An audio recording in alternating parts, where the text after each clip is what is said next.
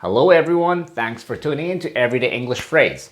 So today we will be looking at a casual yet very popular greeting.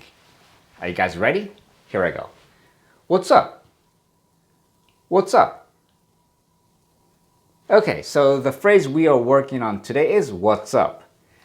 This is a informal greeting used among friends and peers. It's like saying how are you or what's going on, but in a more casual way. And it's often used to initiate a conversation and doesn't necessarily require a literal response about what is actually happening. Okay? Okay, now let's do pronunciation. So we would pronounce this as what's up or what's up. What's up. Without the T sound. Okay, so what's up or what's up. Let's try the former. Here we go. What's up? What's up?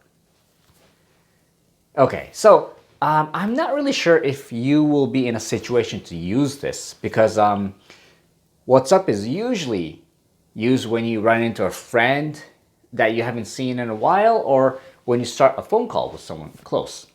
So you need a friend or someone close for you to be able to use this phrase. And it's very casual. So, of course, you wouldn't use this in a business situation. So I'm not sure if you have close friends. If you do, if you have a close friend who speaks English, maybe you can use this phrase. But if not, you might not really use it. Yeah, but you will hear this in movies, dramas, so you should definitely remember it, okay? And, of course, don't use it to your teachers, professors, teachers, whoever is in a place of, in a respectful position higher than you. So please be careful when you use this. Okay, so anyway, has anyone ever asked you this phrase, this question, what's up? If you have, let me know in what kind of situation you were in.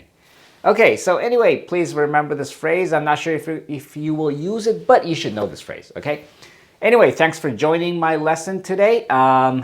Please like and subscribe to my channel and hit the notification bell for more English phrases. Okay, thank you very much and see you again. Bye.